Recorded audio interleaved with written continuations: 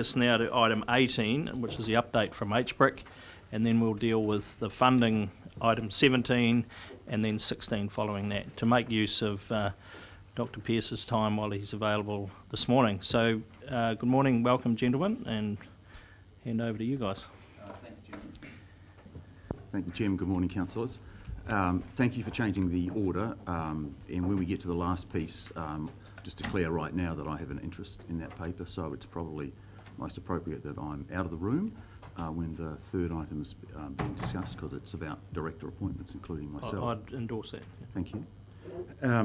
So I'm just going to hand over to Andrew, who's got a little bit of a presentation around the update report to talk to, and then we'll go from there. Thank you. Thanks, everybody. Just man, what do I do with this? Sorry, I like it. Technology sorted. Does the mouse work? Yeah, it does. Right. And you can see it here. Stand the ones. Yeah. Okay. Right. Just before I get into that little prezzo, I should note in our report we on risk assessment and strategic planning we do have process underway. I've noted that in the report, and Chairman, I think we'd be looking to bring a discussion through the council probably about May around that subject. So that's just a note. Moving on to the RWSS, just thought I'd do a quick update here. You can see on the screen, right? Yeah, great. I'm just going to go across each of the four condition precedent areas and give you a flavour. We'll spend most time on water uptake in this discussion, but starting on consents, just wanted to reaffirm this point. The consents are granted, that's all of them. The granting is beyond appeal, so that's the granting of those consents specifically. And any adjustments to the RWSS production land use consent cannot frustrate its application. So that's the actual position today. As you'll all be aware, I suspect, the BOI timeframe is the end of April for a draft decision. That's both the plan change as well as the consent conditions if there's any change. And it's mid-May for a final decision. Okay? So. Sure. Just on the first point, and this point is being made in a variety of communications. When you say cannot frustrate the application of the existing consents, I think I understand what that means. On the other hand, the Board of Inquiry has said, explicitly has it not, that, the High Court has said that the Board of Inquiry must review the conditions that it did put on the dam consents, did it not? And yes, so how do you reconcile those two? Well, no, it's quite straightforward actually. Yes, the High Court did in its decision point out that there's a need for a review, but the explicit point is this: is that any adjustments to consent conditions, any adjustments can't frustrate the application of the consent. That's the point that's being made here. And by frustration, it's not an economic test.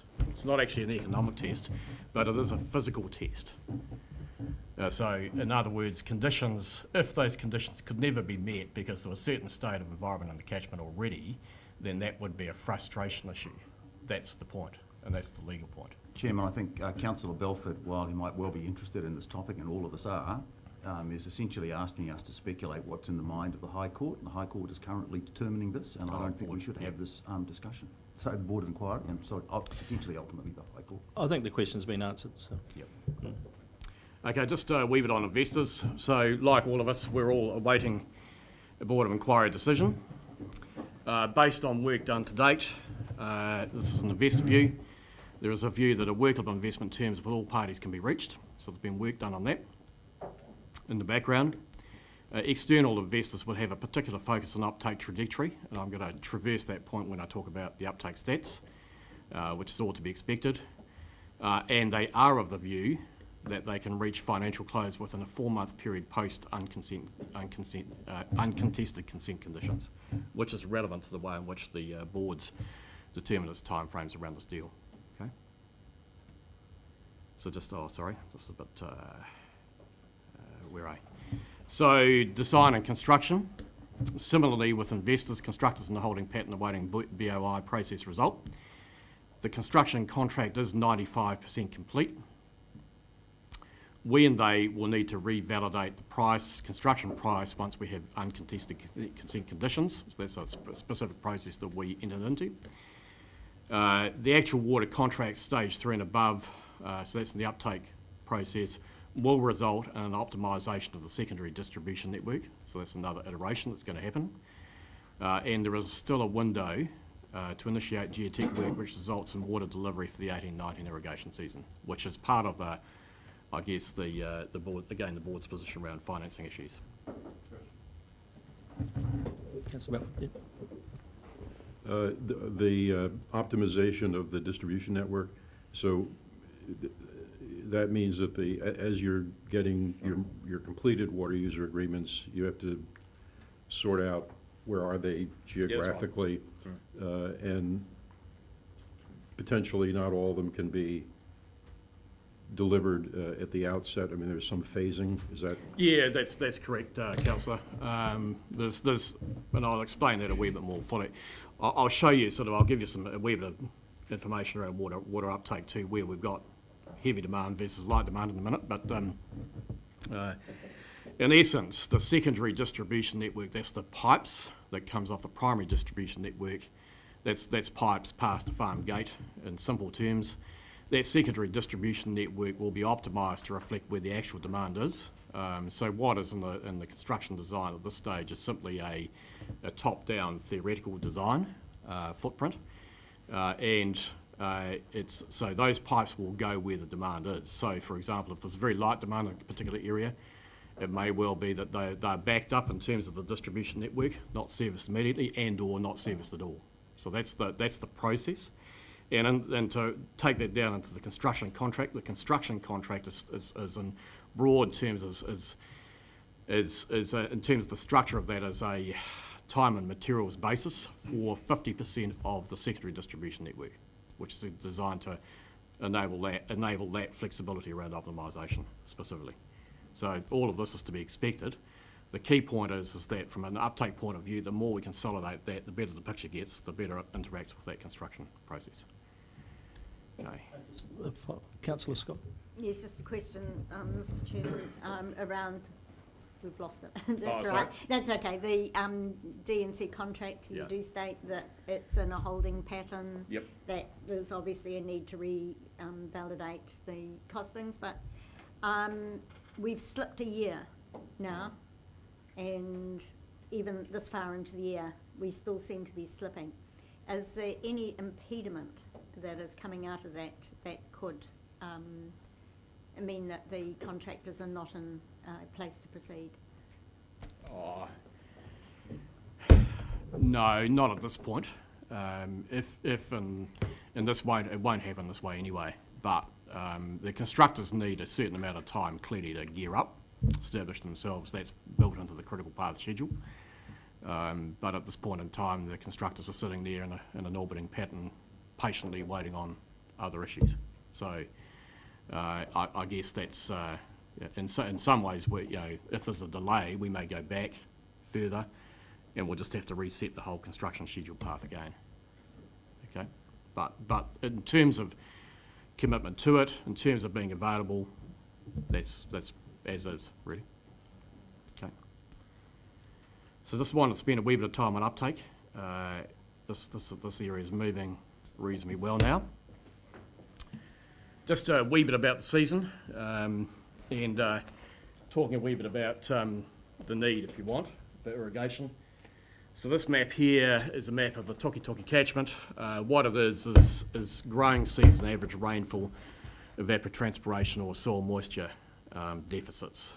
And obviously the darker the colour, the redder it gets, the greater the soil moisture deficit on average.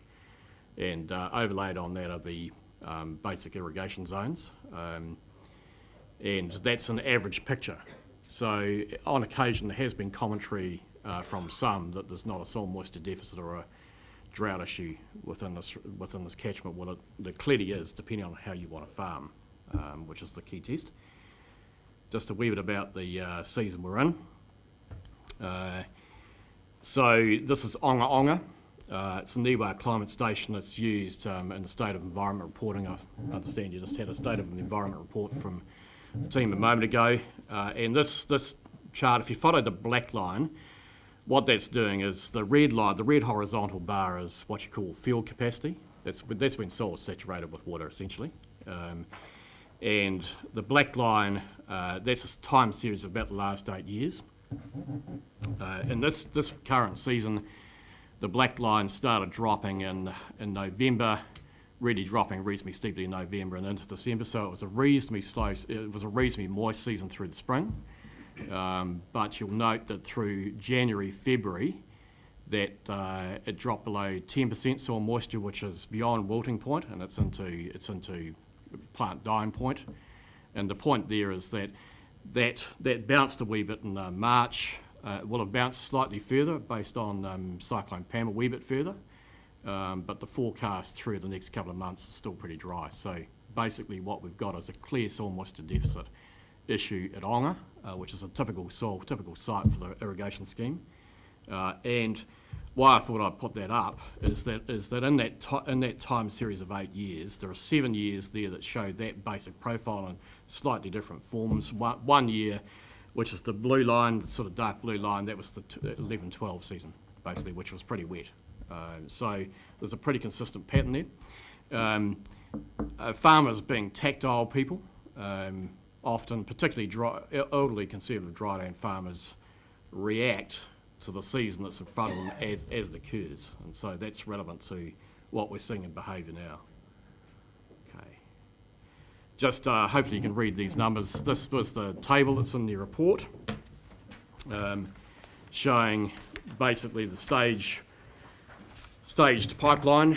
I'm going to talk, there's a couple of changes to this, which I'll talk to in a moment, but essentially what it's showing is the countersigned contracts. We're sitting at 15 million cubic metres of water in countersigned contracts there.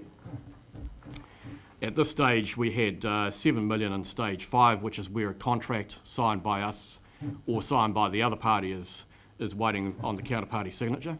And in stage 3 and above, which is really where we're into the contracting process. At the time this document was published for yourselves, it was the number was sitting as 26 million cubic metres. So I'm just going to show you where that's moved to, and overall in that pipeline, in terms of transactions and/or negotiations we've got running, we've got 54 million cubic metres water. So what I am seeing is some genuine progression. So between 19th of March to today. Can I just interrupt? You got 26, I got 27. Yeah. Round two, sorry. Yeah, so round two. it was only 50%. So, Yeah, might so have been. 27, so you're saying how much is in there now? Well, I'll show you actually in this slide. So a little bit of a bounce as of overnight. We've moved 15 to 15.3 in countersigned contracts. So that's just a little bit of a bounce, literally overnight. In the overall pipeline, stage 3 and above has moved from the 26 or close to 27 to just under 29 million. That's the point. So there is genuine movement here, and the overall pipeline number remains at 54. So we're just starting to, there is genuine, and I'm not spinning this for those of you who might doubt me, genuine movement in that water uptake curve. And if you go back to the conditions precedent issue, then we're sitting at a number that's close to 29 million that we think we can convert into countersigned contracts reasonably smartly. Just can I ask something there? Yep. Is consent confusion or the ongoing nature of a consent process hindering this with some? Yes, it is. Yep. Even though they understand that there is conditionality in the contract, that there's still uncertainty. Is that a real factor we're dealing with here? Yes, it is. Yeah. It's certainly slowed things off. But I think if you coupled that issue up with the sort of season are experiencing, then what I would say is that there's a genuine shift of sentiment from sentiment to doing something about it. So consent conditionality remains an issue, but it will continue to remain an issue clearly. But I think we are actually converting deals despite it. The size of the number in stage 5, I think, tells you that there is an issue here. Even now, there's still 7 million cubic metres there, and given that the contract says you can get out of it in several ways, You know, there's no particular reason why you wouldn't go to stage 5, but people are being conservative. That's our interpretation, and that's what people are telling us. That point, one of the escapes, if you will, then, in all of these agreements as they stand, is a satisfactory consent Board of Inquiry decision, right? Yep. What's your feeling about the status and how solid these contracts or commitments are if the timing of this project continues to be frustrated by these legal manoeuvres? Oh, I think there's a lapse clause in the water user agreement at the June 2016. Well, if we haven't closed the deal within that time frame, then there's effectively a lapse clause in the contract. Lapse clause. Yeah. But as a general point, when a party's got to this point, a la 3 or above, then they're serious. Yeah. They've been through a major process themselves. They've been through a major process in terms of their land use, land farming systems, where they're going to irrigate, at what rate, with all the due diligence, and from 3 through to 6, they've gone through a substantial legal and accountants-based process plus banking process. So there'll be there's a definite issue with, I guess, people wanting this thing to happen faster, and a degree of frustration out there in that community around it. There's no ifs and buts about that, just like there is with everybody. But I'm reasonably confident of the fundamental decision that's been made. Yep. Okay. So just a wee bit, this was related to... Sorry, I missed a hand up there. Sorry, Councillor Hewitt. So I'm just coming back to the degree of frustration in the community, and it appears with the Board of Inquiry that there's a willingness from HBRIC to assist the process, but I'm picking up with what you've written here, some obstruction from some of the submitters. So I'm wondering if you can comment on that and what's possibly going on. Oh, I don't want to get too explicit around that. The EPA would be the right place to go in terms of if you wanted to know who was who and where they sat with issues. But what the Board of Inquiry did do was they asked the High Court Judge, Justice Collins, for some clarification of some ambiguity in his decision. And the answer from Collins was that he was happy to do that, provided every party to the case was happy for that to be the case. We were, others weren't. I wouldn't want to use the word obstruction or obstructive behaviour. People have exercised their legal rights in this process, and they were entitled to say yes or no. They were asked, and some people said no. Yep. That the regional council actually supported that We did approach? not say no, we supported it. Thank you. So we were open to any means of We were collaboration. open to the High Court judge providing what had been requested of him to the Board of Inquiry. Councillor Balfour. Well, I mean, these comments take me back to the issue of defining frustrating the conditions on the dam. If the Board of Inquiry were to come out with a decision that HBRIC felt indeed did frustrate the conditions of the dam, I suspect the first call to be made would be to our legal team to dispute that outcome.